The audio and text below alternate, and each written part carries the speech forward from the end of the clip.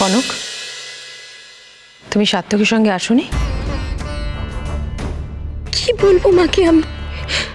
আমি তো ভেবেছিলাম ও তাহলে কোথায়। কনক, আমি কিছু জিজ্ঞেস করছি তোমাকে। কার সঙ্গে এসেছো তুমি? বৌরানী, তোমাকে কি দাদা ভাই ড্রপ করে দিয়ে কোথাও গেছে? না না, তা কি করে হয়?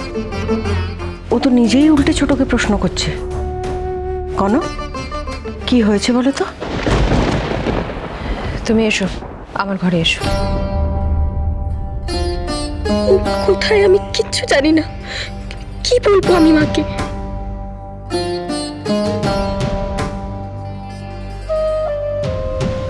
তোমাকে আমি কিছু বললাম কনক, শুনতে পেয়েছো? এসো আমার সাথে। কি হয়েছে ছোট বৌমা? কিচ্ছু হয়নি মা, কিচ্ছু হয়নি। ব্যাপারটা থামা চাপা দেওয়ার চেষ্টা করছেন মহিলা, কিন্তু আমি তো এই ড্রামাটা মিস করব না। এসো। এক সেকেন্ড কনক, একটা কথা পরিষ্কার করে বলে যা তো, ফার্ম হাউসে দাদাভাই তোর সাথে ছিল, অথচ তুই জানিস না দাদাভাই কোথায়। তার মানে ওখান থেকে তুই একা একা বাড়িতে ফিরেছিস? একা একা ফিরেছে মানে? ও তো রাস্তাঘাট কিছুই চেনে না, ও কি করে একা? তার থেকেও বড় ব্যাপার বাবা, দাদাভাই তো এরকম ইরেসপন্সিবল না যে ওকে একা ছেড়ে দেবে। কনক, খোলসা করে বলতো কি হয়েছে। ঝিলমিল, তুমি একটু কম কথা বলবে? ওকে নিয়ে আপনি একা টেনশন করছিলেন না, আমাদের ওকে নিয়ে টেনশন হচ্ছিল, তাই এটুকু জানার অধিকার আমাদেরও আছে। হ্যাঁ ঠিকই তো। কি হলো কনক, বলো কি হয়েছে?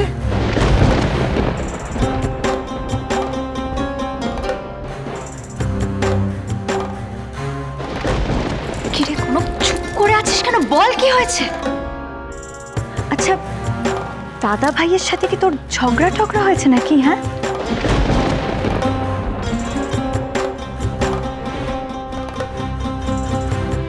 আচ্ছা, কিসে তোমার মনে হলো যে ওরা ঝগড়া করেছে?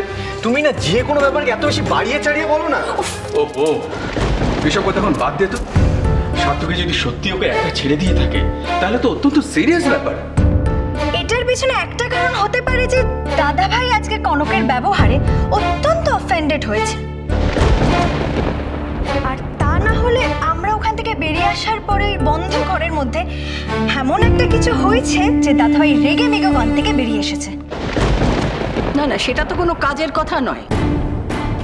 রাগ হতে পারে, অভিমান, দুঃখ সবই হতে পারে, কিন্তু তাই বলে ওকে ফেলে চলে যাবে?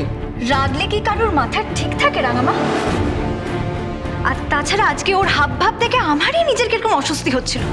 আর দাদা ভাই তো ওর হাজবেন্ড, খারাপ লাগাই বলুন বা রাগ বা অভিমান যাই বলুন না কেন, সবটাই দাদা ভাইয়ের অনেক বেশি হওয়াটা স্বাভাবিক নয়?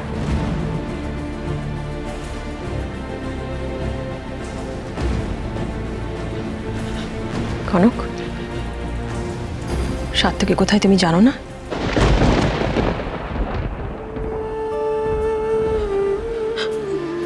ও আমার সাথে ছিল মা, কিন্তু তারপর আমি কিচ্ছু জানি না, আমার কিচ্ছু মনে নেই।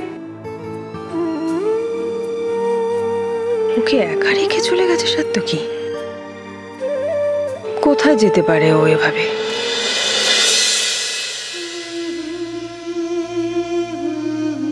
তিস্তা, আমি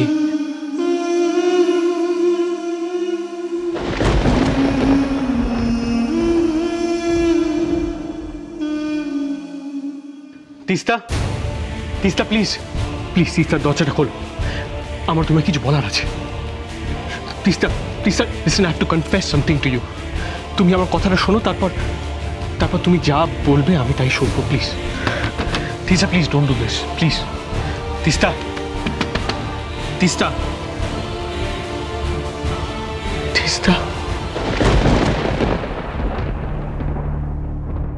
ছোট মা, বলছি আমি রাঙামাকে ঘরে দিয়ে এসেছি। আমি মাকে এসব আলোচনার মধ্যে রাখতে চাইনি, শুধু শুধু দুশ্চিন্তা করে শরীর খারাপ করবেন। আমার জন্য কি রাঙামার শরীর খারাপ হয়েছে? তুমি সব কথাটাকে নিজের দিকে কেন টেনে নাও বলো তো কনক? তাছাড়া আমি আরও একটা কথা কিছুতেই বুঝে উঠতে পারছি না, তোমার আর সাত্তকীর মধ্যে যদি কোনো ঝগড়া অশান্তি হয়েও থাকে, সাত্তকী তোমাকে একা রেখে দিয়ে চলে আসে কি করে? সেটাই তো, এটা কিছুতেই মেনে নিতে পারছি না। আমি একা ফিরিনি মা, বিশু কাকা ওখানেই ছিল আমার জন্য।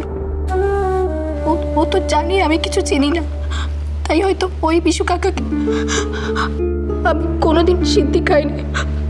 আমি বুঝতে পারিনি মাথাটাও ভাবে। এই কথাগুলো কোনো অন্তত আজকের দিনে খাটে না।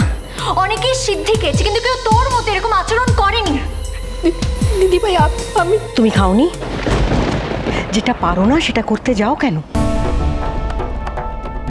সবাই দেখা দেখি তোমাকেও খেতে হবে? আচ্ছা মা, ঝিলমিল যে ঘটনাটা ঘটে গেছে সেটা নিয়ে তোমরা কেন কারণ পুরো দোষটা গিয়ে দাদা ভাইয়ের ওপর পড়ছে। কেউ নিজেকে সিদ্ধি খেয়ে সামলাতে পারবে না, অথচ তার দায় অন্য কেউ নেবে কেন? এরপর তো কনক আমার বোন বলে আমাকেই অ্যাকিউজ করা হবে যে আমি কেন ওকে সামলাতে পারিনি। ঝিলমিল, ব্যাপারটা অন্যদিকে চলে যাচ্ছে, প্লিজ এইসব আলোচনা বন্ধ করো। বাবা, আমি তো এই বিষয়ে কোনো কথাই বলতে চাইনি। নেহাত কনক আমার বোন এবং ওকে নিয়ে প্রবলেমটা রাইজ করেছে, তাই প্রবলেমটা আরাইজ নয়, ক্রিয়েট করা হচ্ছে ঝিলমিল। দাদা ভাই কি করেছে, কেন করেছে না করেছে সেটা না হয় দাদা ভাই এলেই বোঝা যাবে। আমাদের যা বোঝার আমরা খুব ভালো করে বুঝে গেছি। এ বাড়িতে একটা দিনও শান্তিতে কাটাবার জো নেই। একদম ঠিক বলেছেন মা। কোনো অকেশনের দিনে তো আমার যেন আরো বেশি বেশি করে ভয় হয়। যা করেছি না বুঝে করেছি দিদি ভাই। বড় মা, জেঠুমনি, আমার মাথা তখন কাজ করছিল না। আমি যা করেছি তার জন্য তোমাদের সবার কাছে ক্ষমা চাইছি।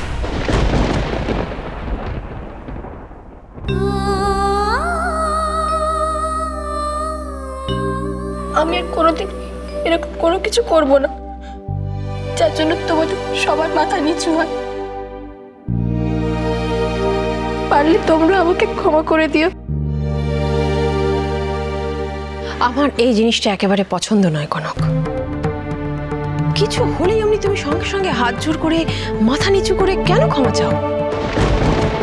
ভুল করলে বা অন্যায় করলে ক্ষমা তো চাইতেই হবে ছোট। কিন্তু তাতে কোনো লাভ হয় কি দিদি ভাই? এর আগে তো অন্যের অন্যায় নিজের কাঁধে নিয়ে ক্ষমা চেয়েছে, তারপরে কি এই বাড়িতে অন্যায় করা বন্ধ হয়ে গেছে?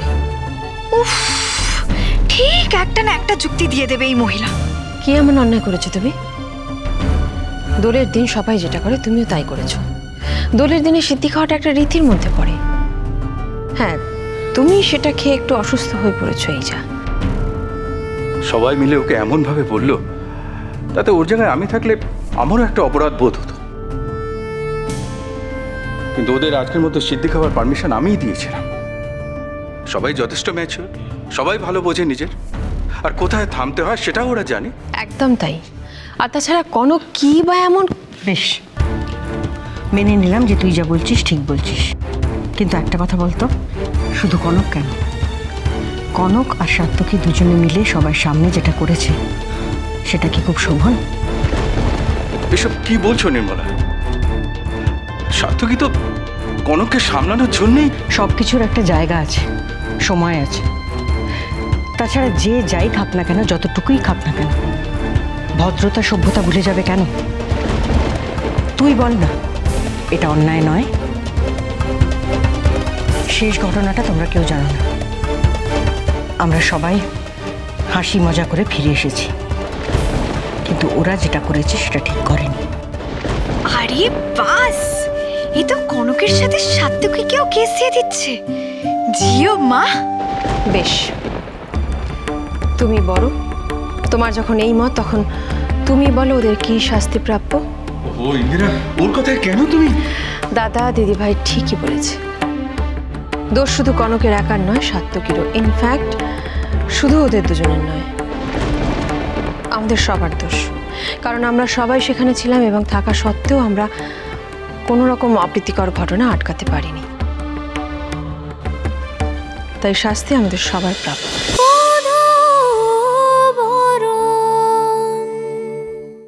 স্টার জলসার প্রিয় শো দেখার জন্য সাবস্ক্রাইব করুন আমাদের ইউটিউব চ্যানেলে এবং আপডেটেড থাকার জন্য প্রেস করুন বেল আইকন। চলো চলো চলো চলো পাল্টাই।